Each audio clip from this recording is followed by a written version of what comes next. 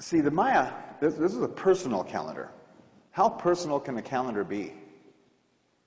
Well, in the Mayan civilization, your first name was the name of the day that you were born. The Maya had this idea that being as you were spiritual, you had a choice of which day you became physical. You actually had a choice. And why would you pick one day over any other day? Probably because you liked it best. Probably because it agreed with your intention for this life and what you planned to demonstrate as your aspect. So every single person born as a Maya came in knowing exactly why they were here. And everyone else in the society knew exactly why they were here. Wouldn't that have saved us a little bit of trouble? In fact, if you do some study, I did do some study of psychology, and if you do some study of inmates, both in prison and in mental institutions, what the whole problem usually boils right down to is that person was never acknowledged for what they came here for.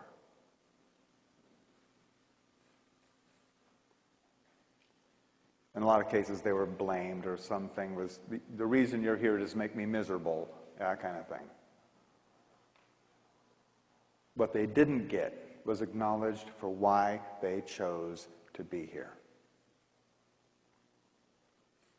The Mayan civilization ran very successfully for 5,000 years with this information, all the way up until the Catholic Church showed up and completely destroyed their civilization. The Maya are still there, by the way. There's over 8 million Maya who are living in Guatemala and the Yucatan Peninsula in Mexico. 8 million. They're not extinct. Not a lot of them follow their ancient traditions anymore, but some do. Then there's another calendar, another Mayan calendar. This calendar was celebrated every single day. Every morning, there was celebrations. Yeah. Question. Yeah. Microphone, please. You just made a statement. I don't think so. Oh, there it goes. You just made a statement about 5,000 years. Yes. What are you basing that on? What kind of statement is that? What is that? The 5,000 years? Yeah. It was from the pre-classic, and then the classic period, and then the civilization crashed, and then went on into the post-classic period. So it was the blending of the Olmec and the Maya.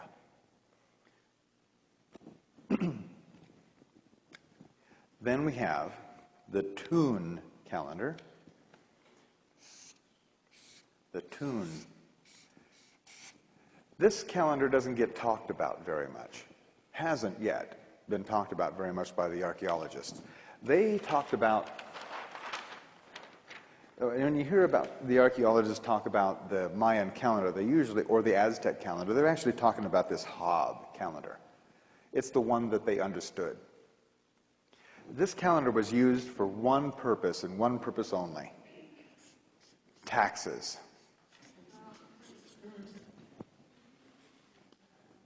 It was the bookkeeping calendar of the Maya. They were an agrarian society, and when could they pay their taxes? When the crops came in. So this calendar was used by the city-states for administration purposes. These two calendars, this was celebrated every day by every person, and this calendar was known as the divine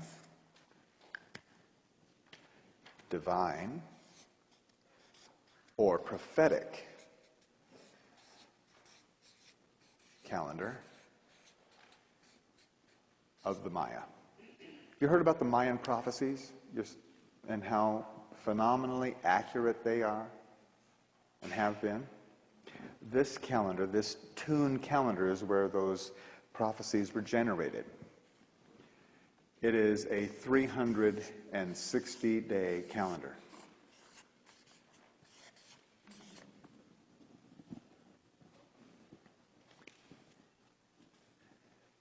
We'll be talking mostly about this calendar. I'm going to show you a graphic of how these two work together. This is the 260-day calendar. And here, see if I can do this. Not bad. This is the Zolkeen, that's the tune, and each day on this calendar was like a tooth on a gear, like that. And there's 260 of them. And then over here, there's 360 days on that calendar. As this calendar turns in this direction, like that, it, in turn, revolves this calendar in large cycles. This one just goes around and around and around, and this one goes around in 360-day increments. Every 52 revolutions of this calendar, these two teeth match back up. It was a very special time in the Mayan civilization. To show you how seriously they took all of this, every 52 tune, they would have a celebration, a big celebration, wherein the night before, they would put out every fire and every spark in their whole entire civilization. Every bit of fire was extinguished and was relit at the temples the next morning, and then distributed by the priests to the people and by runners to the villages. And they spread fire throughout their whole civilization once again. All debts were absolved, and they started all over. That's a big commitment, don't you think? Can you imagine purposefully blacking out all the electricity throughout our entire civilization? I mean all the batteries too. No embers. Completely turning off all the electricity because of an event on your calendar. Can you imagine that? Not our civilization. We're looking at something completely differently, aren't we?